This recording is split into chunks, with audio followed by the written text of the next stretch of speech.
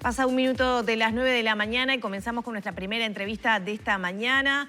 Ustedes saben, el Ministerio de Trabajo, el PIT-CNT y las cámaras empresariales acordaron las pautas salariales para este llamado periodo puente marcado por la pandemia y por la emergencia sanitaria. Para profundizar de qué se trata esto, qué significa para los trabajadores y también para el sector empresarial, es que recibimos al Ministro de Trabajo, Pablo Mieres. Bienvenido. ¿Qué tal? Un gusto. Una semana intensa. La verdad que sí, y todas en general.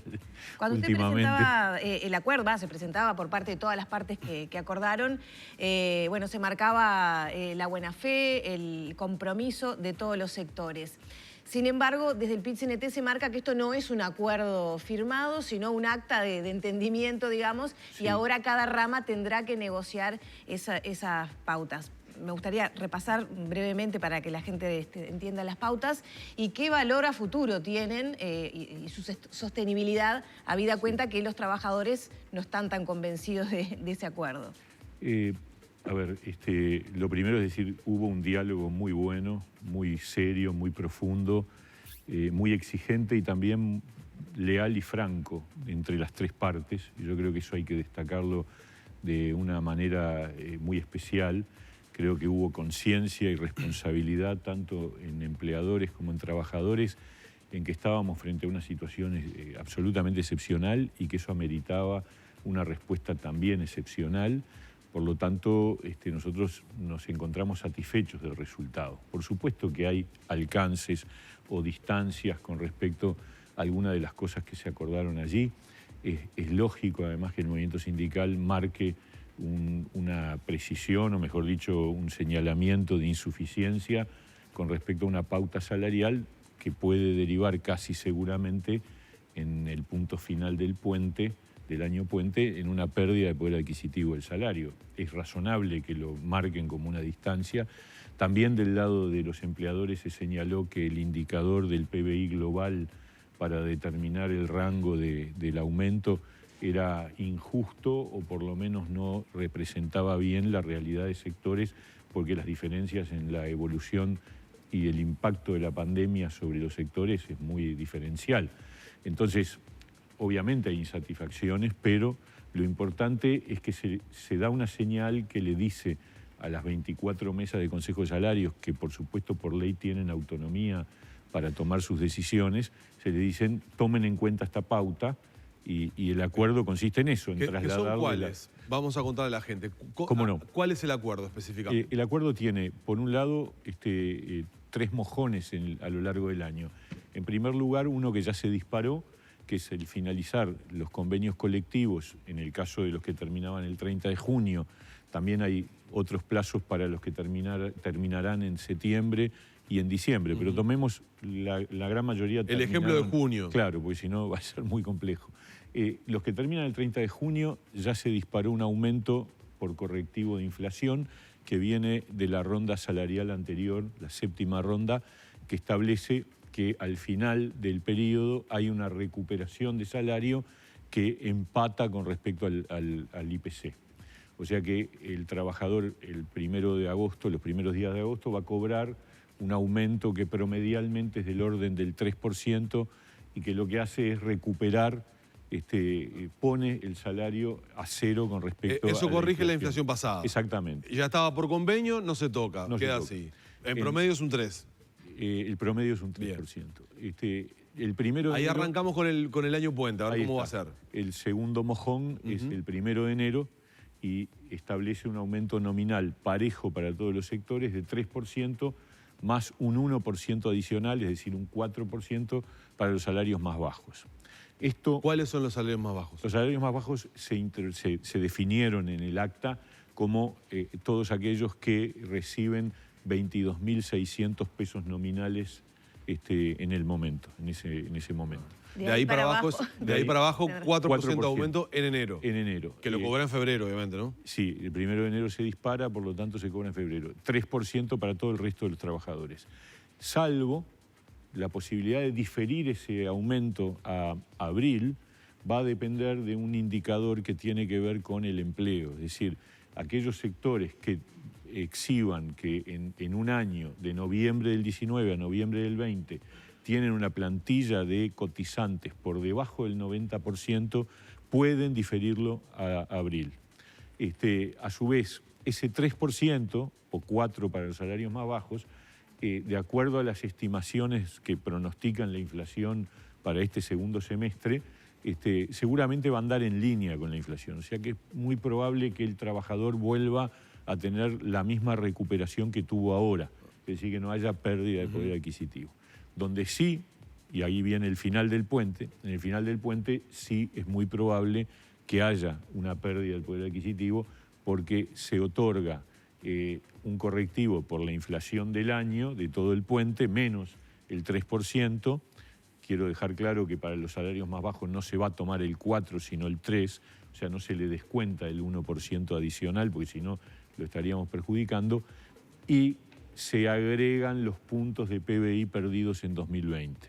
Si el Uruguay cae un 3%, serán 3 puntos, si cae un 2%, serán 2 puntos, y ahí es donde se produce el momento en donde puede haber casi seguramente pérdida de poder adquisitivo.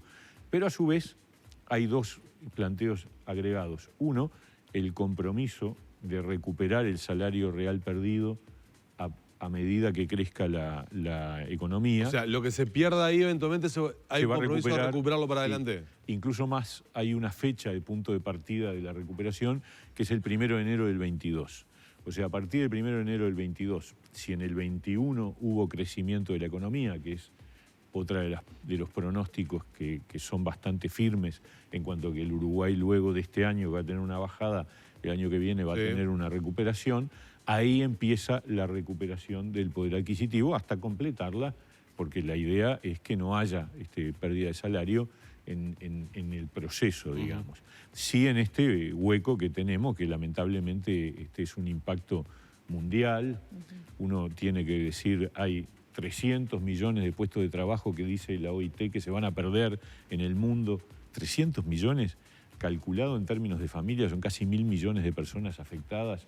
Es un número enorme. La OCDE habla de una pérdida de PBI del 6% para el 2020, o sea que el PBI del mundo, la producción del mundo va a caer 6 puntos.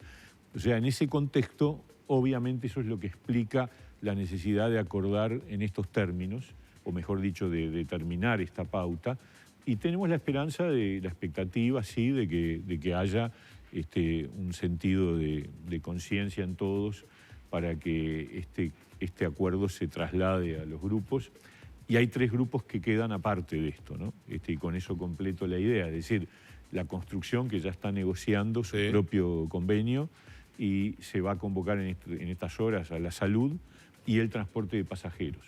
Esos 3 sectores quedaron acordados entre todos de que van a estar acordando por fuera del puente. ¿Por qué esas excepcionalidades? Porque los 3 tienen una característica en común, que es que sus precios o tarifas están muy vinculados a decisiones gubernamentales. Es decir, el tema del traslado de costos a la paramétrica de la construcción tiene que ver también con el hecho de que el Estado es un cliente preponderante en lo que tiene que ver particularmente con la obra pública. El tema de que el transporte también, porque el precio del boleto está muy marcado por acuerdos de gobierno nacional y de gobiernos departamentales, y la salud, porque también las cápitas son aportes que son traspasos del gobierno a las IAMCs, y por lo tanto también está en juego ese tema, ¿no? En lo acordado, ¿qué pasó con los beneficios que hubo ese chisporroteo entre el sector empresarial y los trabajadores? Es muy buena la pregunta, porque yo no incluí este punto y es así.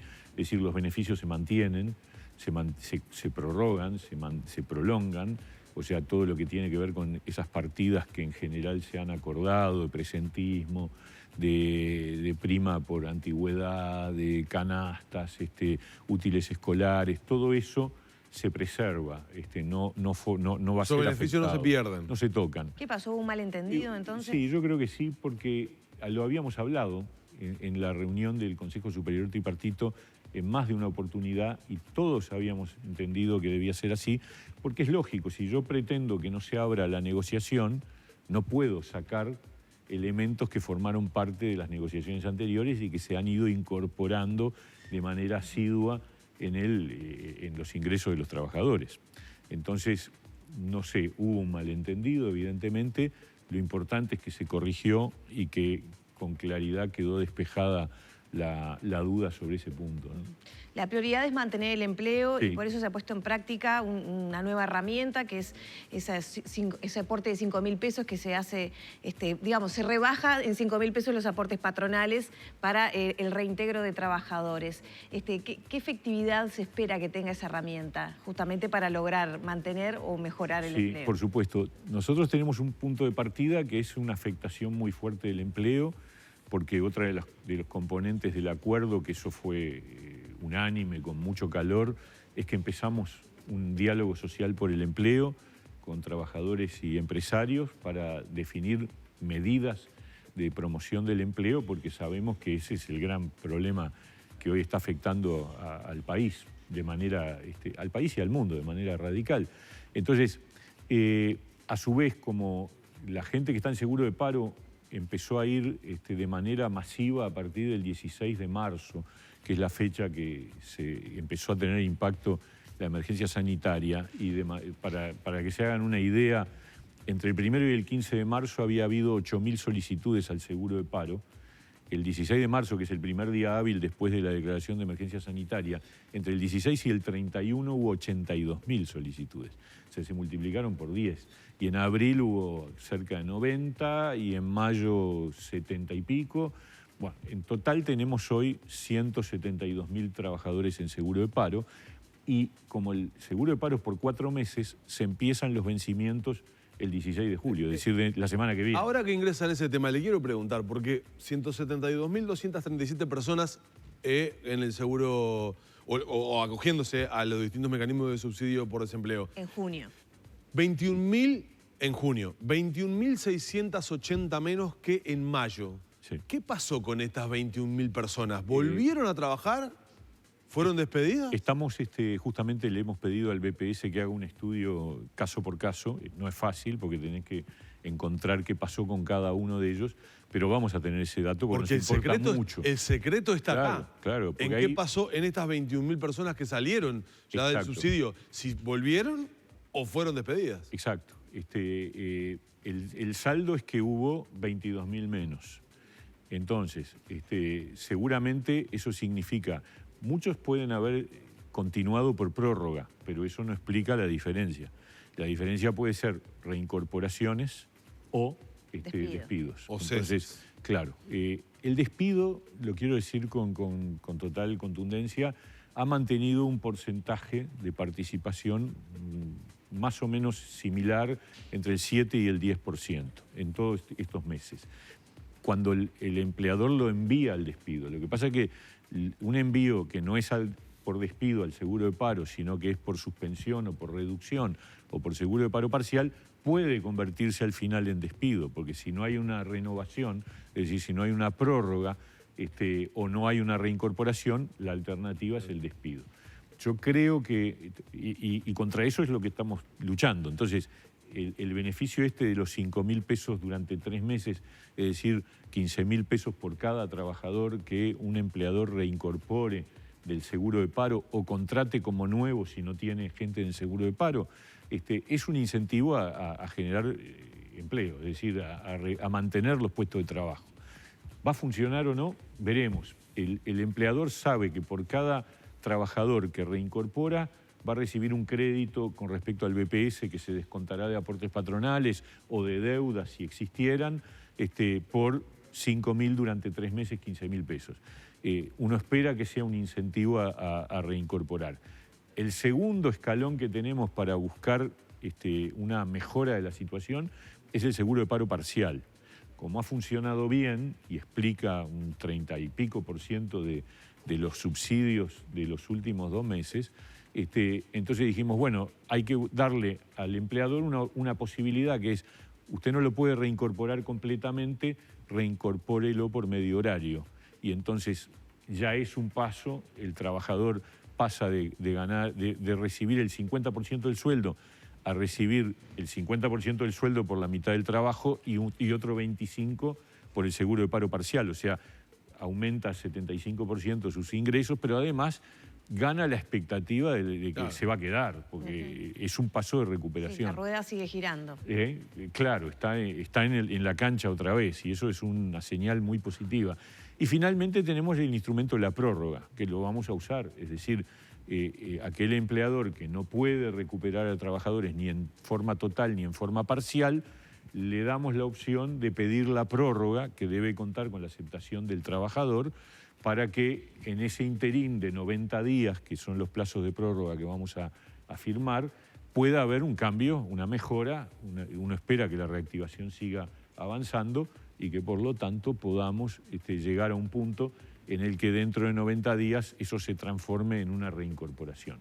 Son los 3 escalones para evitar el desenlace que nosotros no queremos, que es la pérdida del puesto de trabajo. ¿Qué costo está teniendo todo esto para el Estado? En aumentos de seguros de desempleo, en todas sus modalidades. Más cotizantes, menos cotizantes, más subsidios. Sí, más subsidios. En cuanto al BPS, Exacto. Mayor cantidad de beneficios fiscales que acaba de decir usted. Totalmente. ¿Está cuantificado? Está bien la pregunta de Lore. Yo no tengo el total, eso habría que preguntarle al Ministerio de Economía, porque hay todo tipo. Claro, hay herramientas varias. Sí, nosotros aprobamos ahora un subsidio para artistas sin ingresos, por ejemplo, que es otro incremento más. Pero lo que yo sí puedo decirles es que si uno saca la cuenta de lo que se venía gastando por subsidio de desempleo en enero y febrero, alrededor de 15 millones de dólares cada mes, porque teníamos ya 50.000 trabajadores en el seguro de paro antes de la pandemia, y le descuenta el plus que hemos invertido, digamos, en el sostenimiento del seguro de paro, estamos hablando de 140 millones de dólares extra, es decir, aparte de esos 15 de base, solo en seguro de paro. Después hay unos 15 millones que son de subsidios por enfermedad, por el tema de los mayores de 65 años, Sí, claro. y los cuarentenados, que son una cifra en este momento de 6.000, 7.000 personas, entre mayores de 65 años y cuarentenados. Pero bueno, todo eso va sumando y es parte de lo que el Estado tiene que aportar para sostener la situación. Tenemos que cerrar. Le quiero preguntar por una situación bien compleja que le acabamos de dar en titulares. Paicueros, Sí. Paysandú, más de 600 personas que son enviadas al seguro de paro. Sí. ¿Qué sabe, qué se puede decir del tema? No, a ver, lo que conozco es lo que se sabe de hace tiempo, es decir, todo el tema de las curtiembres está muy afectada desde antes de la pandemia, o sea, ha tenido un problema de mercado que ha afectado, de hecho, ya había trabajadores en seguro de paro antes de la emergencia sanitaria por algunas empresas de curtiembres, varias de ellas, y obviamente acá está la gran pregunta que es el mercado externo, es decir, como ustedes saben, las curtiembres viven básicamente de la colocación de sus productos en el exterior. Y ahí hay signos de interrogación muy grandes también, que se agregan a los problemas que ya tenemos, que es que no alcanza con que se active el mercado interno, sino que también tenemos que tener la posibilidad de que haya dinamismo en las exportaciones, y eso es lo que pega directamente. El pronóstico es feo, entonces. No, vamos a ver. Vamos a ver. El problema es que en el negocio de la curtiembre hay un doble problema. Hay un problema de que ya existían dificultades de acceso al mercado internacional y ahora el mercado internacional se ha achicado. Ese es el problema. Bueno, gracias Mieres por estos minutos. Encantado.